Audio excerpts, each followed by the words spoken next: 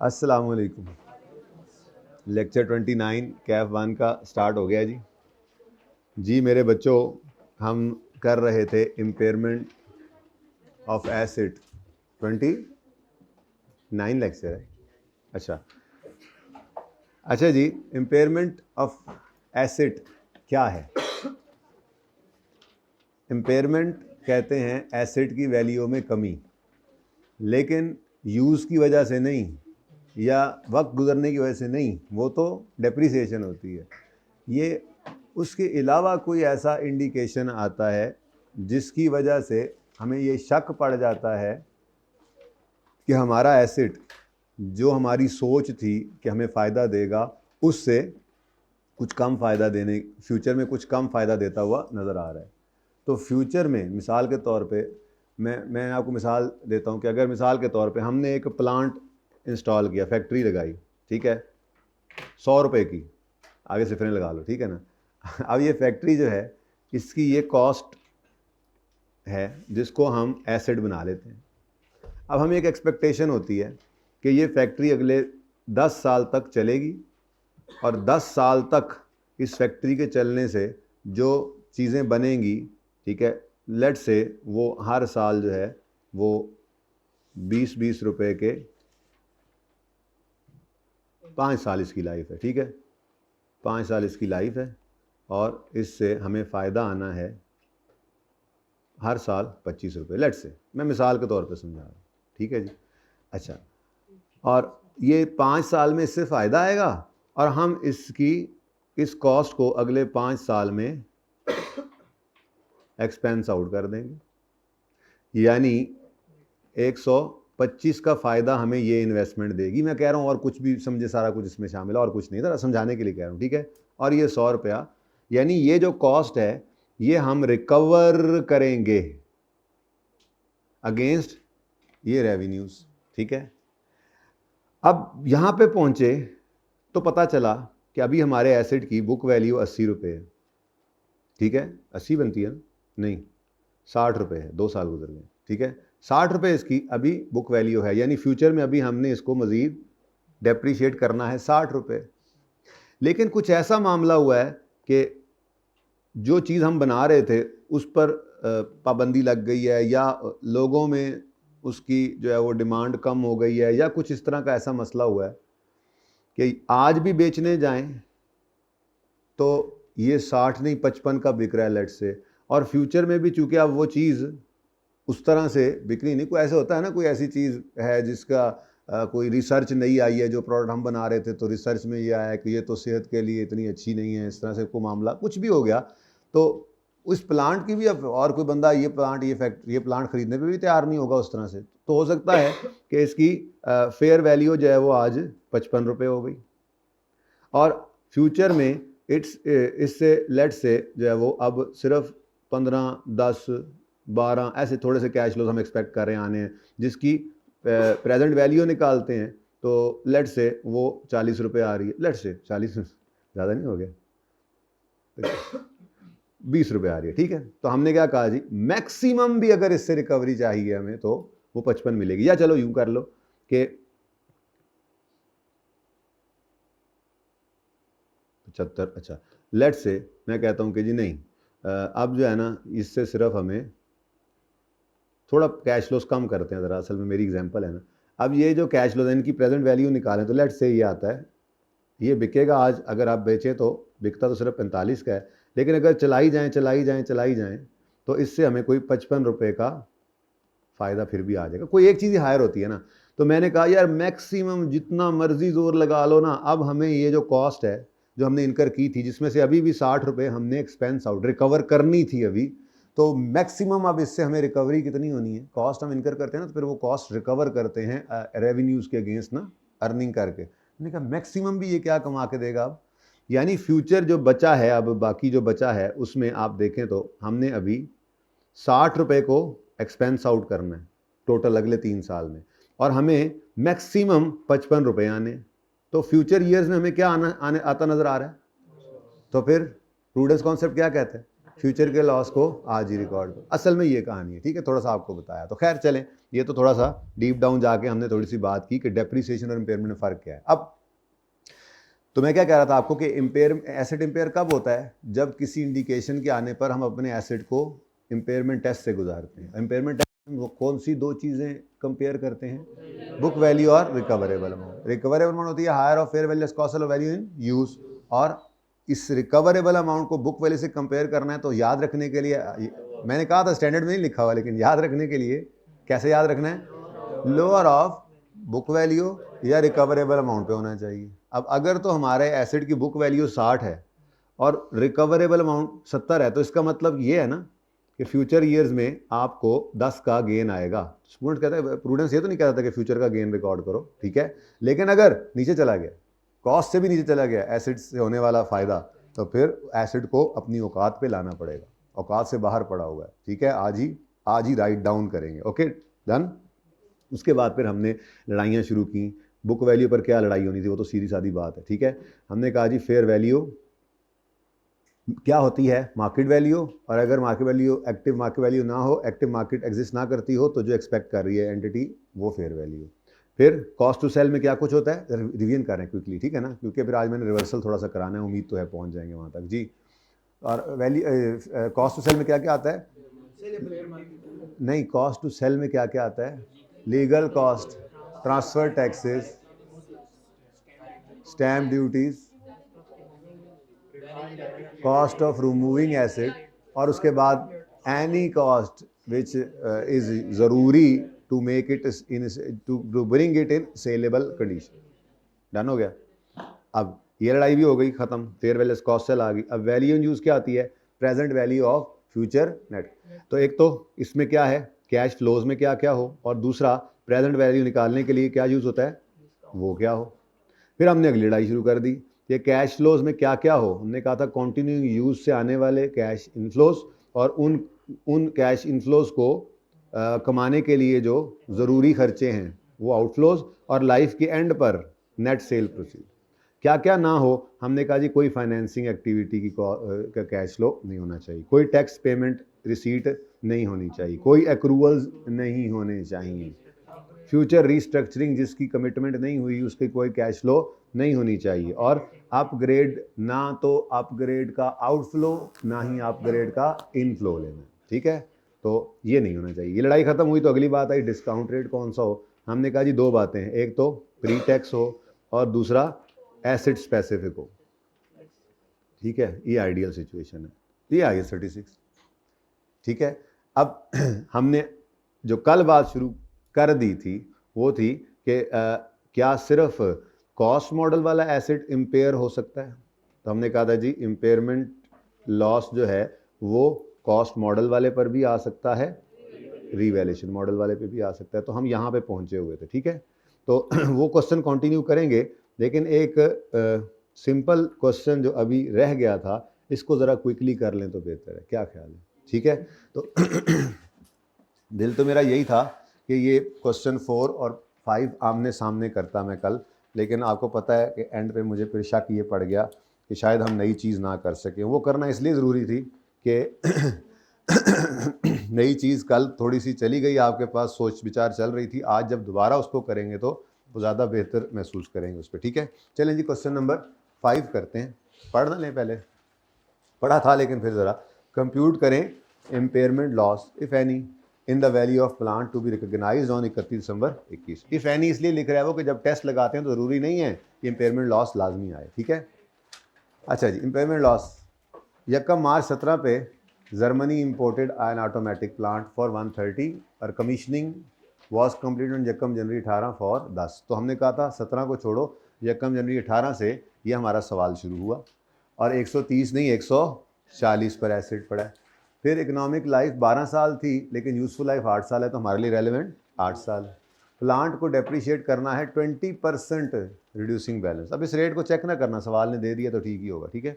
आगे अब वो कहता है ये तो 18 में हमने सोच कर काम शुरू कर दिया, लेकिन जो डिमांड थी ना प्रोडक्ट की जो ये प्लांट बना रहा है वो डिक्लाइन होना शुरू हुई, और इम्पेयरमेंट टेस्ट 31 दिसंबर 21 पे आके हमने लगाया, ठीक है, जिसमें ये चीज़ें पता लगी। करंट सेलिंग प्राइस इसी जैसे प्लांट की 50 मिलियन है फेयर वैल्यू, और डी कमीशनिंग यानी डी इंस्टॉलेशन कॉस्ट रिमूव करने की वो कितनी है 2, cost to sell fair value दोनों आ गई। फिर प्लांट के net disposal proceed at the end कितनी है 4। Market current market risk free rate है 8%, लेकिन इन्वेस्टर एडिशनल रिटर्न इस के लिए डिमांड करेगा क्योंकि ये प्लांट ज़रा रिस्की ज़्यादा हो गया। तो बहरहाल ये एसिड्स पे मार्केट रेट 8% है, लेकिन हमारे लिए सबसे आइडियल रेट कौन सा है। अब वो ये भी कह सकता था कि 8% है, इन्वेस्टर जो है वो 2% कम मांगेगा तो हम 6 कर देते, एसिड का पैसे किसी तरफ भी जा सकता था ना, ठीक है। लेकिन वो कह रहा है 8 है, मार्केट का एडिशनल मांग रहे हैं 10% रेट यूज़ करेंगे। फिर जूनियर ने गड़बड़ें कर दी थी, कैश फ्लोज निकाले थे और कुछ चवलें मारी हुई थी, ठीक है। तो हम अब इनको सही कर लेंगे इंशाल्लाह, ठीक है। शुरू करें काम। तो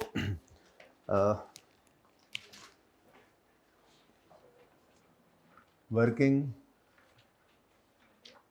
क्वेश्चन नंबर 5 पेज नंबर। अच्छा, अब हमने कब ख़रीदा था ये एसेट। अच्छा, अब इसमें ना थोड़ा सा मसला ये है कि ये रिड्यूसिंग बैलेंस मेथड है, ठीक है। तो इसलिए रिक्वायरमेंट तो हम 31 दिसंबर 21 पे खड़े होकर ही बुक वैल्यू और रिकवरेबल अमाउंट को कंपेयर करके पूरी करेंगे, लेकिन वो बुक वैल्यू निकालने के लिए आज यहीं पर ब्रैकेट में काम नहीं हो सकता। वैसे शॉर्टकट मौजूद है इसका भी, मतलब बच्चे वो 1 + i⁻² प्लस n करके कुछ इस तरह से चले जाते हैं आगे, ठीक है। बट मैं ज़रा वर्किंग ही करवाऊँगा क्योंकि उसने दूसरी चवल भी तो मारी ही हुई है। मैं वैसे भी अभी शॉर्टकट की तरफ गया नहीं हूँ, ठीक है। लॉन्ग कट पे ही चलता हूँ रिड्यूसिंग, ताकि ज़रा पक्का होता रहे। देखेंगे एंड पे जाके किसी वक्त कर लेंगे, कोई शॉर्टकट भी बता दूंगा बताने वाले। फिलहाल तो लॉन्ग कट्स के साथ चलते हैं। असल में ना अकाउंटेंट ने इन कैश फ्लोज तक आते आते डेप्रीसिएशन एक्सपेंस भी माइनस किया हुआ है।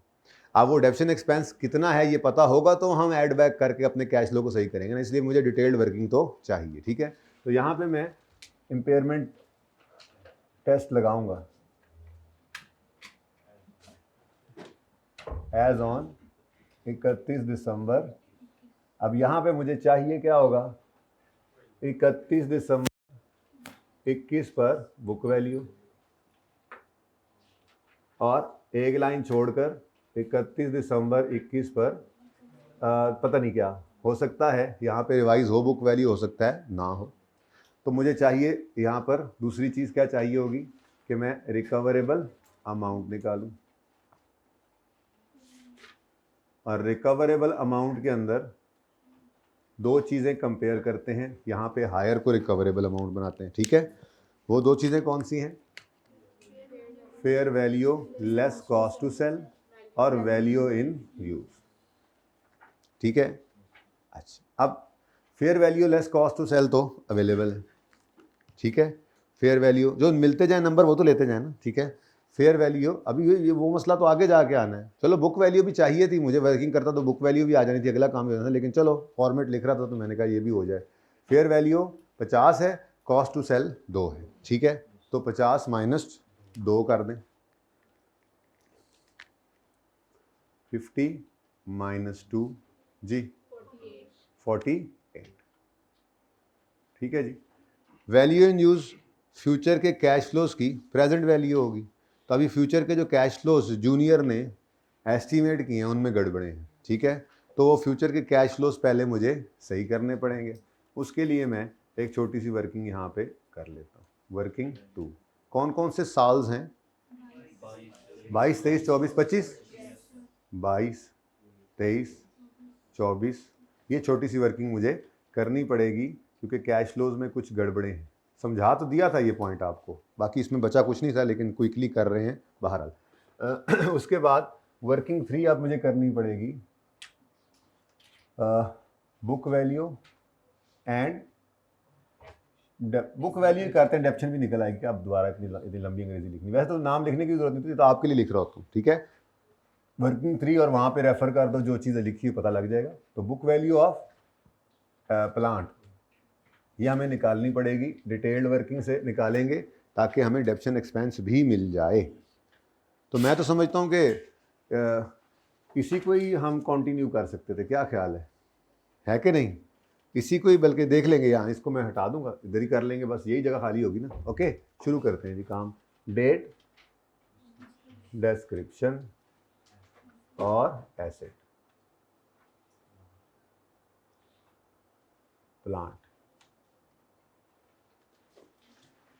किस दिन खरीदा था, मतलब खरीदा तो थोड़ा पहले था लेकिन किस दिन रेडी टू यूज हुआ था, 1 जनवरी 18, और इसकी कॉस्ट थी 130 प्लस 10। देखो 140 डायरेक्ट नहीं लिखना, 140 कहीं सवाल में गिवन है नहीं, तो फिर एग्जामिनर को बताना पड़ेगा कि 140 कैसे बना। मार्कर और निकालो ब्लैक, ये चेक करो। अच्छा जी 140 सही है। उसके बाद ये एंड आए 31 दिसंबर 18, जंप नहीं लगा सकते माजरत के साथ, रिड्यूसिंग बैलेंस है। डेप्रीसिएशन 140 इंटू 20% पूरा साल है जी 28। Book value 112। वैसे तो ये 18, 19, 20 और 21 तक की डेप्रीसिएशन ये कैश फ्लोज में नहीं है, यहाँ तक तो वैसे ही एसेट आ चुका है। अगली डेप्शन भी हमें कर, फिलहाल मैं स्टेप 1 में क्या कर रहा हूँ, बुक वैल्यू पे पहुँच रहा हूँ ताकि उसको यहाँ लिख लूँ। फिर स्टेप 2 में जब जाऊँगा तो वैल्यू इन यूज़ के लिए कैश फ्लोज की तरफ जाऊँगा तो पता लगा ओ उन्होंने जनाब ने डेप्रीसिएशन भी उसमें शामिल कर दी, ठीक है, तो वो फिर आगे चलेंगे तब। तो बुक वैल्यू आ गई। फिर 31 दिसंबर 19 पर डेप्रीसिएशन 112 इंटू 20%, 20 और 2 ही चलो, वही इतनी छोटी फिगर्स तो मुझे नहीं लग रहा कि हैं 22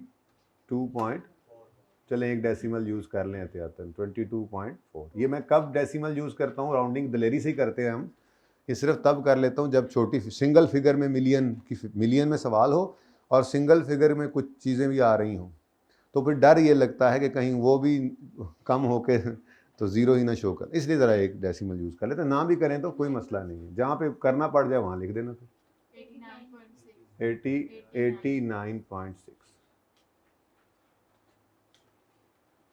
31 दिसंबर 20 डेप्रीसिएशन 89.6 का 20% 9, बस एक डेसिमल बेटा। Next book value 71.7।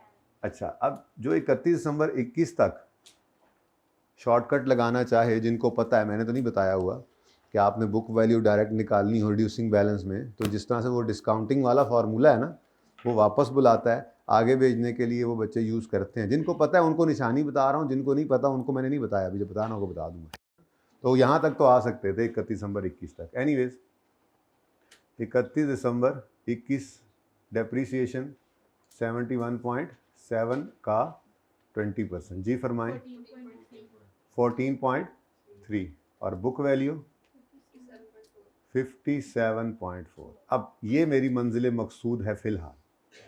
31 दिसंबर 21 पर मैंने इम्पेयरमेंट टेस्टिंग करनी थी, 31 दिसंबर 21 पर बुक वैल्यू चाहिए थी, तो वो बुक वैल्यू अब मेरे पास आ चुकी है 3 से जी 50, उसको अलग ही रखो, अभी और आगे जानी है तो फिर 57.4, ठीक है। अगली चीज़ मुझे क्या चाहिए, रिकवरेबल अमाउंट, जिसमें fair value less cost to sell आ गई है। अब वैल्यू इन यूज़ का मसला है, और वैल्यू इन यूज़ होती है फ्यूचर कैश फ्लोज को प्रेजेंट वैल्यू पर लाना, ठीक है। अब आगे बढ़ते हैं। 130 हो गया, 10 हो गया, 50 हो गया, 2 हो गया। अब ये तो फ्यूचर का कैश फ्लो है, 1 मिल गया मुझे, ठीक है ना, फ्यूचर का कैश फ्लो 4 मिलियन।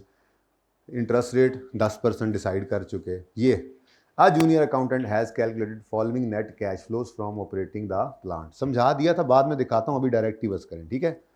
वो कहता है नेट कैश फ्लोज, नेट का मतलब क्या होता है, इनफ्लोज आउटफ्लोज, नेट करके आंसर दिया हुआ उसने, तो पॉजिटिव आ रहे हैं तो मतलब इनफ्लोज ज़्यादा हैं आउटफ्लोज है ना, तभी नेट कैश फ्लोज, ठीक है। यानी ये वो फिगर्स हैं जो पॉजिटिव इनफ्लोज में से नेगेटिव आउटफ्लोज माइनस होकर आंसर आई हुई है, ये फिगर, ठीक है। अब 11, 7, 3, 1 फिगर्स हैं। वो कहता है however a review of accountants working has revealed following, depreciation of plant has been included as an outflow in each year. Outflow है मतलब अब देखो वो वाली चीज़ देखें तो एकदम समझ आ जाएगी। मैं कह रहा हूँ नहीं, वो ना देखो, डायरेक्ट समझो।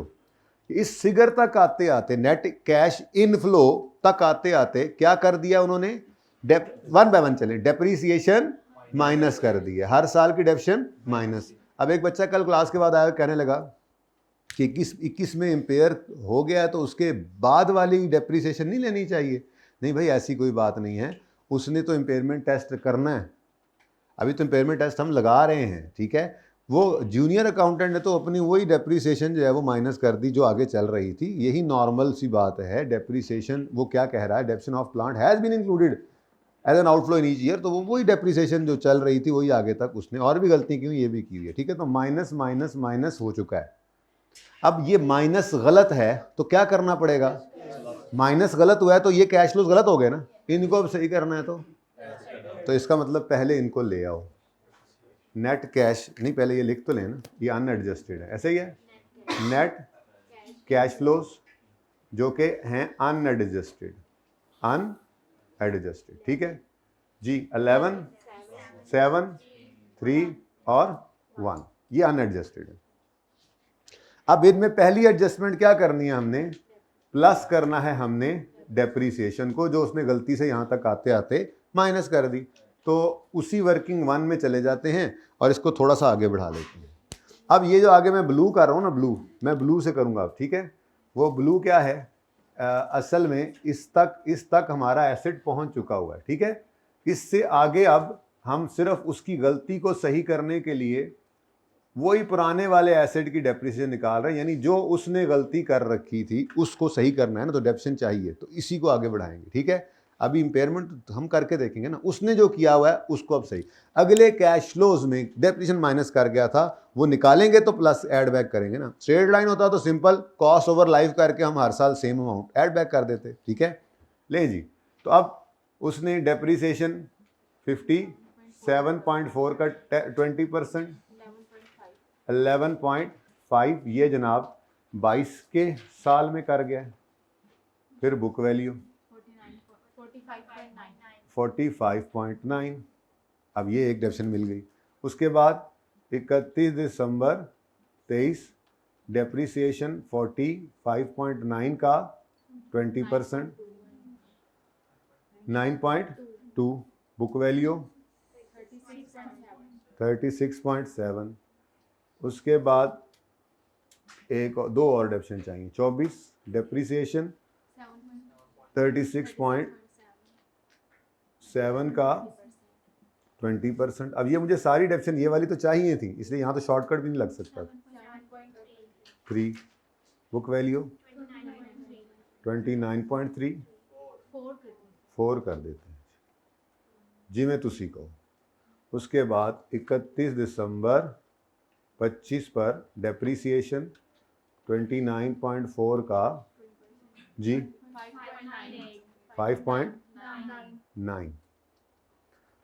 मैं तो आगे बुक वैल्यू को नहीं निकाल रहा, क्यों, ज़रूरत है जी, ज़रूरत नहीं है, बस ठीक है, मेरी वर्किंग है। बाकी अगर आपने निकालनी है बुक वैल्यू तो बेशक निकाल लें, मुझे ज़रूरत नहीं है, नहीं मुझे ज़रूरत नहीं है, आप निकाल लें। क्यों, मैं क्यों आगे बढ़ाऊँ, ब्लू वर्किंग क्यों की है, ताकि मेरी वो डेप्शन की फिगर निकले जो उसने गलत ऐड कर माइनस कर दी हुई है, नेट तक आते हैं तो ऐड बैक करूँ, ठीक है। अब ये 1, 2, 3, 4 तभी तो ना होने के बराबर कैश फ्लोज आ रहे थे, जालिम ने क्या कर दिया था, 11.5 ऐड बैक करें, 9.2 डन। यही सबसे मुश्किल शायद वर्किंग थी, बाकी तो सिर्फ सोचने वाली चीज़ें हैं। आगे देखें, tax payments of 2 million have been included as an outflow थी, तो मतलब यहाँ तक आते आते माइनस हो चुकी हैं। ये होनी चाहिए थी माइनस, नहीं होनी नहीं चाहिए थी, गलत हुआ है, तो सही करने के लिए क्या करें, ऐड बैक करें। अच्छा, इस नेट तक आते आते ऊपर ऑपरेशनल कॉस्ट भी माइनस हुई होंगी। ऑपरेशनल कॉस्ट किसे कहते हैं, मेंटेनेंस कॉस्ट होगी, चलाने के लिए, प्लांट चलाने के लिए इलेक्ट्रिसिटी वगैरह ऑपरेशनल कॉस्ट, वो भी तो माइनस हुई होंगी, वो भी गलत है। वो गलत नहीं है तो उनका जिक्र भी नहीं है, ठीक हुई होंगी, इसलिए उनको कुछ नहीं कहा, ना डेटा दिया ना कुछ करना है। इस नेट तक आते आते जो गलत चीज़ें माइनस हुई उन्हें ऐड कर दें, जो गलत चीज़ें ऐड हुई उन्हें माइनस कर दें, ठीक है। तो ये 2 मिलियन हर साल के अंदर एज एन आउटफ्लो शामिल हो गया था, तो इसको भी रिवर्स ऐड बैक करें। टैक्स पेमेंट्स है, पेमेंट्स कैश फ्लो ही लेने होते हैं, 2, 2, 2 और ये भी समझा दिया था। इनफ्लोज फ्रॉम 22, यानी इधर जो इस फिगर तक आते थे, जो ऐड होने वाली फिगर थी 22 के इनफ्लो में शामिल है, क्या शामिल है जी, क्या शामिल है? Receipts from sale of existing inventory. Existing इनका मतलब है जो इन्वेंट्री ऑलरेडी मौजूद है, यानी 21 में चीज़ें बन चुकी थी। अब वो फ़ायदा प्लांट ने दे के, प्लांट ने 21 में वो फ़ायदा दे दिया था, वो चीज़ बना दी थी, वो अब दूसरा एसेट बन चुका है जिसका नाम इन्वेंट्री है, जिसने बिक के फ़ायदा देना है। प्लांट का चलना अब उस इन्वेंट्री को बेचने के लिए ज़रूरी नहीं है। तो एक तरह से प्लांट ने 21 में चल के वो चीज़ बना दी थी। अब वो प्लांट से आने वाला कैश फ्लो नहीं है फ्यूचर का, अब वो इन्वेंट्री से कैश फ्लो आएगा। इन्वेंट्री बिकेगी तो आप एंट्री करेंगे cash debit sale credit, cost of sale debit inventory credit. Perpetual system याद है कुछ थोड़ा बहुत है? हाईएस्ट टू इंट्रो चॉइस में नहीं छोड़ा था, हाईएस्ट टू चॉइस में नहीं छोड़ा तुमने चॉइस में छोड़ा था, मारे क्यों? चलो तो तुम्हें बताया तो है, लेक्चर ले लेना पुराने वाले, ठीक है? अच्छा, वैसे मैं थोड़ा सा पढ़ाता ही हूँ, इन्वेंट्री भी मजबूरी है, क्या करें, एंट्रीज करा देता हूँ पीरियोडिक परपेचुअल की। चले बाहर, बात क्या कर रहा था मैं? हाँ, मैं ये कह रहा था कि प्लांट ने चल के चीज़ बना के ये फ़ायदा दे दिया, प्रोडक्ट आपके हाथ में है। अब ये कैश फ्लो प्लांट का नहीं आया 22 में, ये तो इन्वेंट्री बिकी है, इन्वेंट्री ऑलरेडी बन चुकी थी। हाँ, जो 22 में बननी है और 22 में बिके या 23 में, वो तो फिर चलेगा, क्योंकि हम 21 के एंड पे खड़े हैं, तो अभी वो फ़ायदा प्लांट ने फ्यूचर में देना है।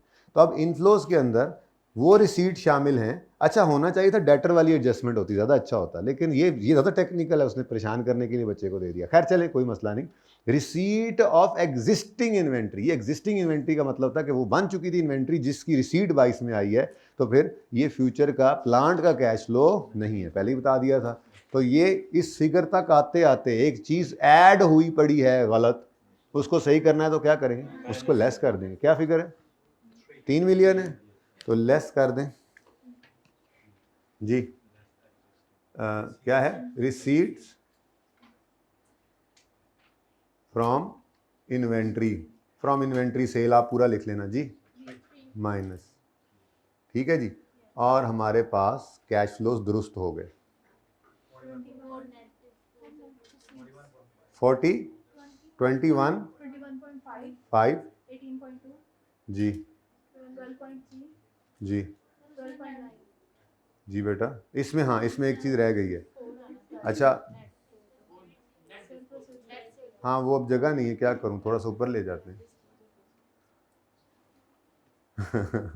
एंड पे ज़रा थोड़ा सा जी। कितना? 4 है ना, 4 यहाँ पे मैंने लिखा नेट, माजरत जी, ये नीचे लिख लिएगा आप, ठीक है? नेट डिस्पोजल प्रोसीड्स, ठीक है जी। ये एंड पे जाके वो ऑलरेडी नेट हैं, तो ये भी पॉजिटिव आ जाएगी, क्योंकि उसने दूसरे कैश फ्लोज दिए हुए थे, ठीक है? तो ये किसी भी साल में नहीं आता होता, सिर्फ आखिरी साल में आएगा जी। 12.9 है जवाब, बच्चों ने सही दिया था जी। ये कौन सा साल था? 22, 23, 22, 23, 24, 25,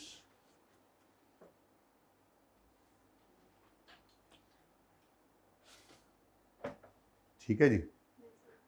अब ये हमने एक वर्किंग कर ली, एडजस्टेड कैश फ्लोज निकाल लिए, ठीक है? अब इन कैश फ्लोज को डिस्काउंट करना है। डिस्काउंट करने के लिए रेट क्या डिसाइड किया हुआ है? 10%। तो शुरू हो जाओ। अब ये सारे डिफरेंट कैश फ्लोज हैं, तो एन्युटी का फार्मूला नहीं लग सकता। एन्युटी का फार्मूला कब लगता है? जब, नहीं पूरी बात किया करें, 3 बातें, तीनों बातें होनी चाहिए, कोई एक भी इनमें से नहीं है तो एन्युटी नहीं है। एक से ज़्यादा कैश फ्लोज हों या अमाउंट्स हों, एक जैसी हों और एक जैसे इंटरवल से हों, ठीक है? तो ये तीनों बातें पूरी होंगी तो एन्युटी लगेगा, यहाँ पे तो नहीं हो सकता। कोई 3, 2 के ऊपर भी लगता होता तो हम लगा देते, वैसे ज़रूरी तो नहीं होता एन्युटी लगाना। एन्युटी जहाँ लग रही होती है वहाँ भी सिंपल डिस्काउंटिंग कर सकते हैं, लेकिन एन्युटी में टाइम बचता है, 5, 6, 7 कैश फ्लोज हैं, तो एक फार्मूला में एकदम से निकाल लेते हैं। बहरहाल इन चारों को आपको अलग अलग लाना पड़ेगा। तो 21.5 कितना अरसा दूर पड़ा है? रेट ऑफ इंटरेस्ट 10% है, बन गया ना 10। अच्छा जी, ये कितने साल बाद? हम कहाँ खड़े हैं? हम 21 पे खड़े हैं, तो 22 वाला 1 साल पीछे आएगा। उसके बाद 18.2 23 वाला ये 2 साल पीछे आएगा, प्लस 12.3 ये जो 24 वाला है ये 3 साल पीछे आएगा, प्लस 12.9 25 वाला ये 4 साल पीछे आएगा। तो वैल्यू इन यूज कितनी बनी? 50.766। अच्छा लें जी, अब इन दोनों में हायर क्या है? तो ये वैल्यू इन यूज ही क्या बन गई आपकी? Recoverable amount. तो ये बड़ा इंपॉर्टेंट काम, कैश फ्लोस को दुरुस्त करना। अच्छा जी, अब 52.6 है एक और दूसरी चीज़ है 57.4। इन दोनों में से आपके एसिड को लोअर पे रखना है आपने। तो लोअर क्या है? ओ, और बुक्स में कितने पे पड़ा है? तो होना किस पे चाहिए? तो राइट डाउन करना पड़ेगा, ठीक है। इसका मतलब रिवाइज हो गई आपकी बुक वैल्यू। तो रिवाइज्ड बुक वैल्यू जो कि होती क्या है? रिकवरेबल अमाउंट ही होती है बेटा, ठीक है ना। ये आपने वर्किंग 1 में निकाली है 52.6। अब आपका एसिड कितने से राइट डाउन हुआ? 4.8 से। और ये राइट डाउन होना, देखो ना, वक्त तो बदला नहीं।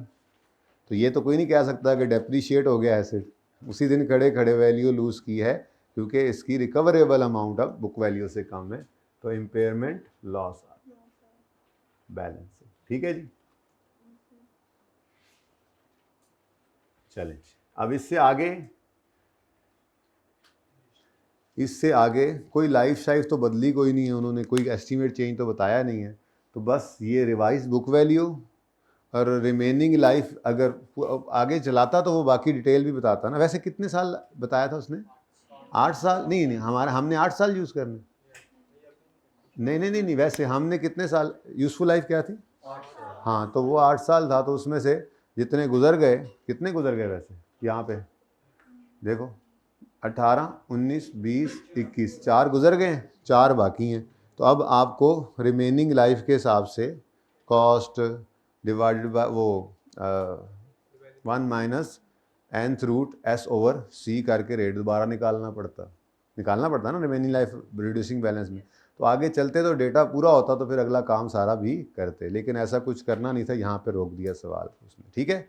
अगर आगे चलते तो अब इस बुक वैल्यू को रिमेनिंग लाइफ पे डेफिसिट करना है, लेकिन चूंकि स्ट्रेट लाइन नहीं है, रिड्यूसिंग बैलेंस है, तो आपने रेट दोबारा निकालना था, ठीक है। अब रेट दोबारा निकालना था तो आपने कॉस्ट की बजाय इस फॉर्मूला निकालने के लिए, फॉर्मूला में रेट निकालने के लिए इस बुक वैल्यू को लिखना था। रेजल वैल्यू कोई होती तो वो लिख देते, नहीं हो तो 1 अज्यूम करते हैं उसमें, ठीक है। और उसके बाद आपने नया 4 रिमेनिंग लाइफ 4 यूज़ करके आपने नया रेट निकाल लेना था, और उसके बाद उसको आगे डेप्रिशिएट कर लेना था। लेकिन ऐसा कुछ करने की जरूरत नहीं।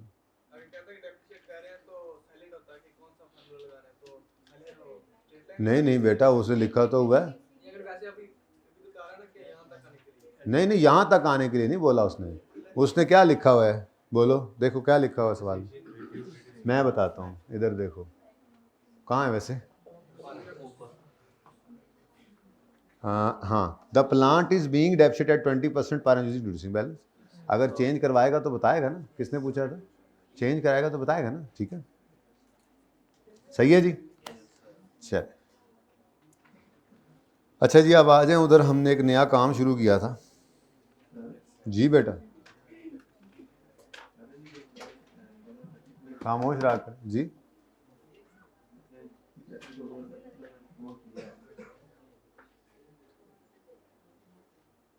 ऊंचा बोलो। हाँ बेटा, ये कोई लॉजिकल बात नहीं है। फिर फेयर वैल्यू 0 कर देंगे ना, फिर तो कुछ ना हो, फिर सिर्फ वैल्यू इन यूज ही आपकी रिकवरेबल अमाउंट। नहीं, कॉस्ट टू सेल भी तो डिस्पोजल कॉस्ट ही है बेटा।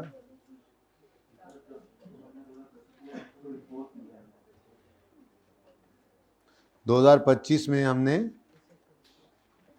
क्या किया है एसेट को? बोलो, डिस्पोज किया नहीं है, कह रहा है कर देंगे। हाँ बेटा प्लीज, जब कोई क्वेश्चन हो तो चुप किया करें, मुझे भी सुनने दिया करें और क्वेश्चन भी सुन लिया करें जी। नेट सेल प्रोसीड कैसे माइनस में आ सकती है? प्रोसीड तो नहीं ना होगी वो बेटा। डिस्पोजल कॉस्ट हाई हो जाएगी तो ये फिर आपकी कॉस्ट बन जाएगी, आउटफ्लो ले लेना, सिंपल।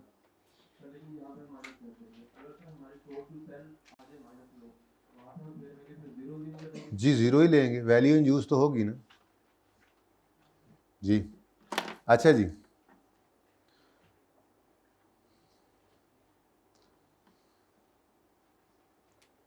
जी बेटा सवाल जब कोई करे तो सब सुना करें, फिर कभी ऐसा भी होता है कि वो सवाल दोबारा भी आ जाता है क्लास में जी।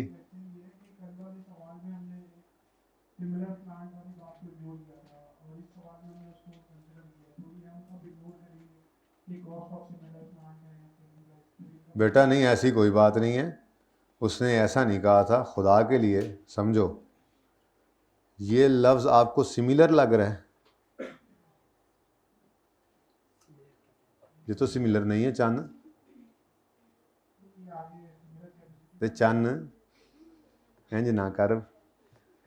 आ technologically advanced plant with similar capacity. बेटा होंडा सिविक 2000 वाली भी ऐसी थी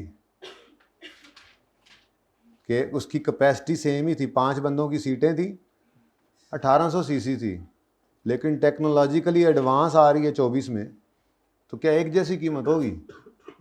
कैपेसिटी सिमिलर होना और टेक्नोलॉजी एडवांस हो जाना कोई अनहोनी बात है?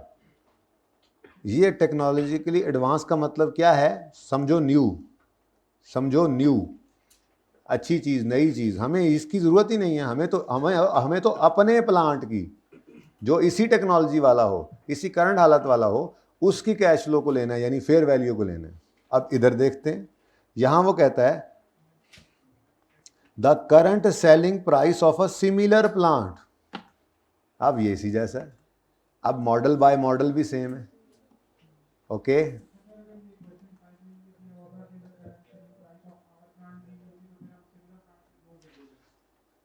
सॉरी,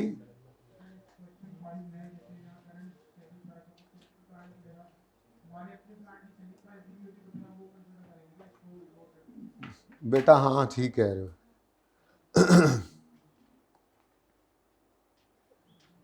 सेम बात है, ये एक ही बात को कहने के 2 तरीके हैं। वैसे टेक्नोलॉजी के लिए एडवांस को आपने कैसे नहीं देखा? एडवांस पे फोकस करो, एडवांस। अच्छा जी, टेक्नोलॉजी पे फोकस करो यार, वो बोर्ड मिटा देते हैं भाई।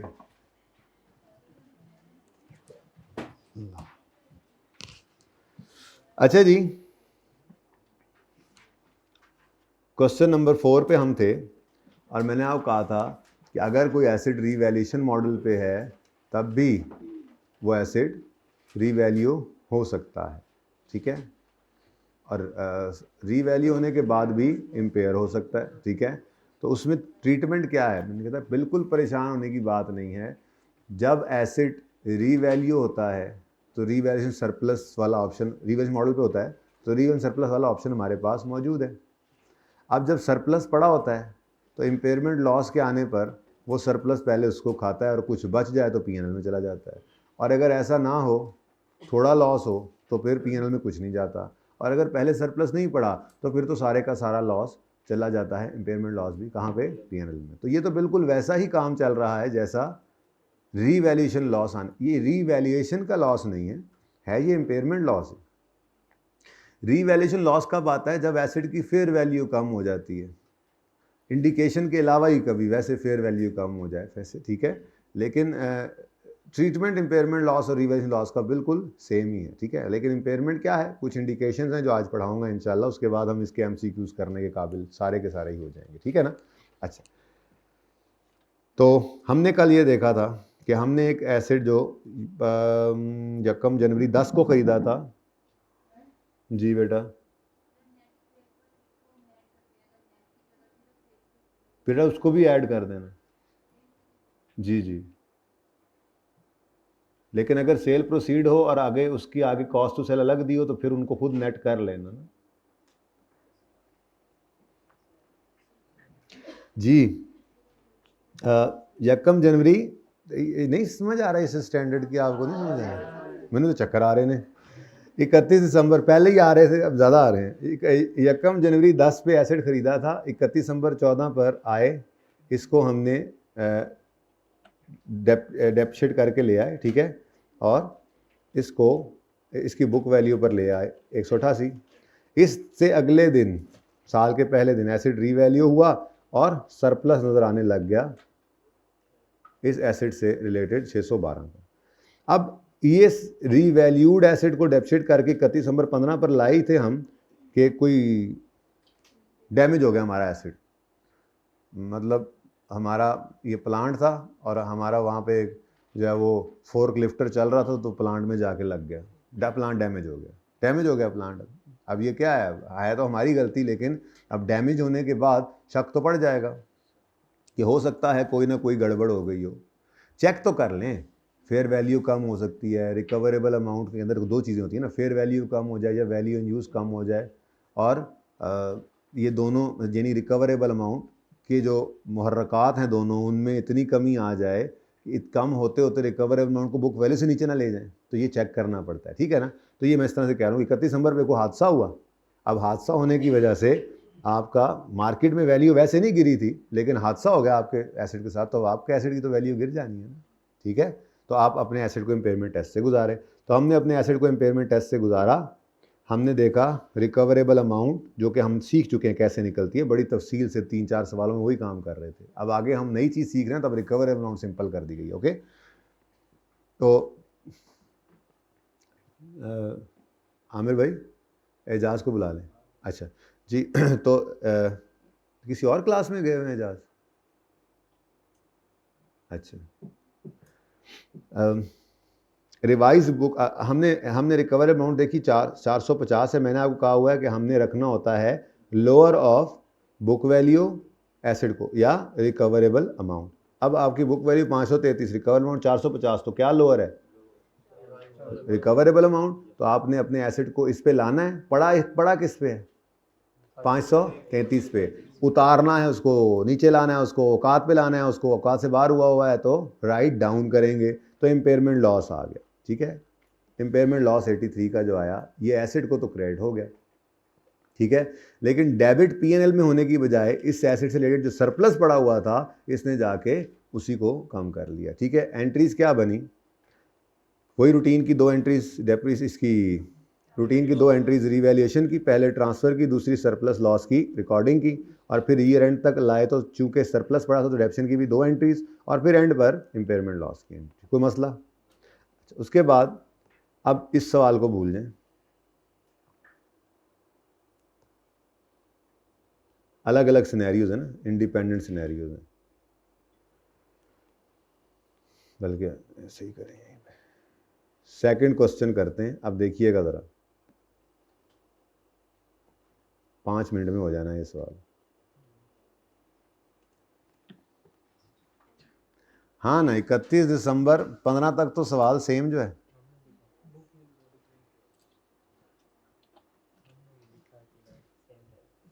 आपने क्या लिखा? सेम रहेगा? नहीं, ये आपने ज्यादती की। आपके लिए तो मैंने 3 सवाल बनाए थे यार ये नहीं सही है, ये अच्छी बात नहीं है।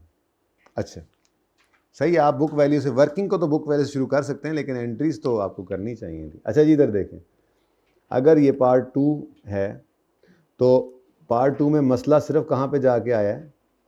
रिकवरेबल अमाउंट, जो कि इधर 31 दिसंबर 15 पे निकलनी है, ठीक है। तो ये आखिरी 2 लाइनें मेरी चेंज होंगी, बाकी सब सेम है, ओके। हो सकता है इम्पेयरमेंट लॉस आए, हो सकता है ना आए, हो सकता है बेतहाशा आए, हो सकता है ना आए, हो सकता है आए, हो सकता है बेतहाशा आए, यही हो सकता है ना। बेतहाशा इसलिए कह रहा हूँ कि इतना ज़्यादा आ जाए कि सरप्लस सारे को खा जाए। चलें, अब चलें जी पार्ट 2 पे। यहाँ तक को मसला, सवाल तो सेम है। पार्ट 2 इंडिपेंडेंट है ना, इंडिपेंडेंट देखने हैं, ठीक है। तो पार्ट 2 में कहता है कि रिकवरेबल अमाउंट अखीर ही हो गई। रिकवरेबल अमाउंट कितनी है? 450। अब आपने इधर खड़े होकर ओनली 50, आपने यहाँ खड़े होकर देखा आपकी बुक वैल्यू 533 है और रिकवरेबल अमाउंट ओनली 50 है, तो आपने किस पे रखना है इसको? लोअर पे हैं, तो 50 लोअर है, तो आपकी बुक वैल्यू रिवाइज हो गई, आपका एसेट राइट डाउन होकर रिकवरेबल अमाउंट पे आ गया, इम्पेयरमेंट लॉस रिकॉर्ड हो गया। नहीं, कहाँ हुआ? करें ना जी, रिवाइज हुई बुक वैल्यू। बुक वैल्यू क्या हो गई जी? रिवाइज। रिकवरेबल अमाउंट ही आपकी बुक वैल्यू बन गई, ठीक है ना। रिकवरेबल अमाउंट RA लिख दूं, रिकवरेबल, यानी जब बुक वैल्यू रिवाइज होती है उसका मतलब यही होता है कि आपका एसेट रिकवरेबल अमाउंट पर आ गया। ये याद रखना, क्योंकि जब आपका एसेट रिकवरेबल अमाउंट पर नहीं आया तो उसकी वजह क्या हुई होगी कि रिकवरेबल अमाउंट ज़्यादा थी बुक वैल्यू से, तो इम्पेयरमेंट लॉस तो आया ही नहीं। यानी अगर आपकी बुक वैल्यू रिवाइज होनी है तो सिर्फ तब होनी है जब इम्पेयरमेंट लॉस आना, और इम्पेयरमेंट लॉस सिर्फ तब आएगा जब आपकी रिकवरेबल अमाउंट बुक वैल्यू से कम हो और आप अपने एसेट को रिकवरेबल अमाउंट पर लेकर आ रहे हो। तो इसका मतलब सादा बात, revised book value recoverable amount ही होती है। अगर रिवाइज नहीं होगी तो वो तो पुरानी बुक वैल्यू ही रहेगी। Got it? ठीक है। अच्छा, अब कितना 50 पे आ गया, कितना लॉस है? माशाल्लाह 483।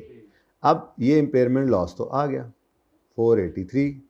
अब इसने देखा सरप्लस, थोड़ा सा सरप्लस ही पड़ा था, थोड़ा सा तो नहीं था खैर 483, लेकिन सरप्लस इतना नहीं था कि इसके आगे खड़ा हो सकता।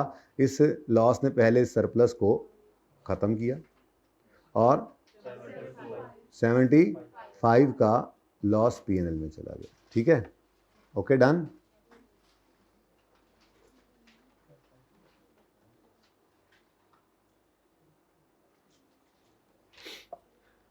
अच्छा जी, अब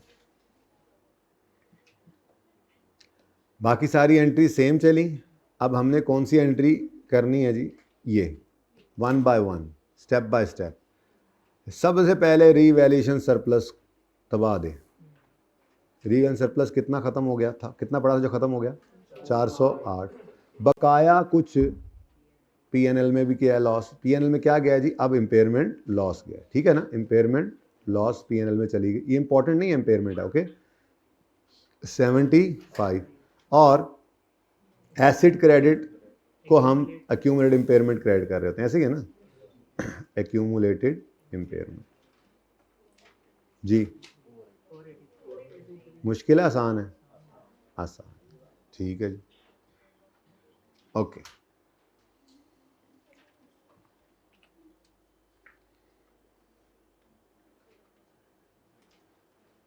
कहीं पे मसला महसूस हो तो बता देना, होना नहीं चाहिए वैसे। नंबर 3, मसला यही है सर। कितने बच्चों ने जो है वो 2 नंबरी लगाई थी? लगा सकते थे, लगानी चाहिए थी। आपको एक वर्किंग हो गई थी ना, तो आपको ये बुक वैल्यू से 3 वर्किंग शुरू करनी चाहिए थी। मैं तो इसलिए लिख के चल रहा हूँ कि 3 इंडिपेंडेंट क्वेश्चन है ना, मैंने आप चलें, अच्छा है जिन्होंने नहीं किया उनकी प्रैक्टिस होगी, ओके। अच्छा जी, कहाँ पे चेंज है जी? ये बाकी सब सेम चल रहा है। अब तीसरा सवाल आया, ये तीसरा इंडिपेंडेंट तीसरा सवाल है, ठीक है जी बच्चों। कहता है रिकवरेबल 31 दिसंबर पर कितनी है? 550। अब हम आए इधर, हमने कहा रिकवरेबल 550 है, बुक वैल्यू 533 है, रखना किस पे है? लोअर पे।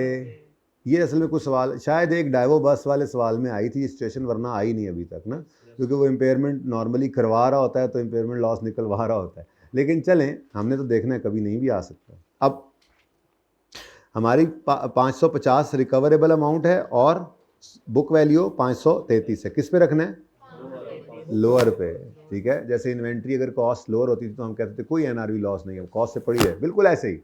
अगर बुक वैल्यू कम है रिकवर अमाउंट से तो हम कहेंगे कोई इंपेयरमेंट लॉस नहीं है, पड़ा रहे अपनी पुरानी बुक वैल्यू पे। इसका मतलब देखो, पहली दफ़ा ऐसा हो रहा है कि हमने रिवाइज बुक वैल्यू नहीं लिखी बल्कि बुक वैल्यू ही लिखी, एग्जिस्टिंग बुक वैल्यू, उसी को उठा के ऐसे लिखो ताकि आपकी तरतीब ना ख़राब हो। कोई इम्पेयरमेंट लॉस नहीं है और ये भी 408 पर ही है, यानी कि ये मैंने सिर्फ इसलिए कर दिया, अगर आप ये 2 लाइनें मिस भी कर देना ऐसे सवाल में तो मसला कोई नहीं है, लेकिन मैं तो कहूँगा लाजमी लिखे, टेस्ट तो सामने लगाओ, ठीक है ना। 533 पर ही रहा। तो ये एक तीसरी सिचुएशन हो सकती है। इस सूरत हाल में आपकी ये आखिरी एंट्री नहीं होगी, यानी एक एंट्री कम हो गई आपकी। ठीक है, और सही है।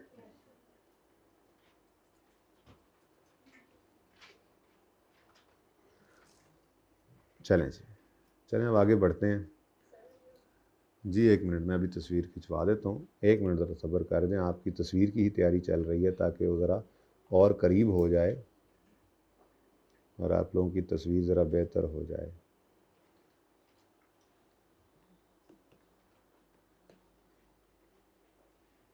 ये एक सवाल हो गया, ये दूसरा हो गया। ओके, ओह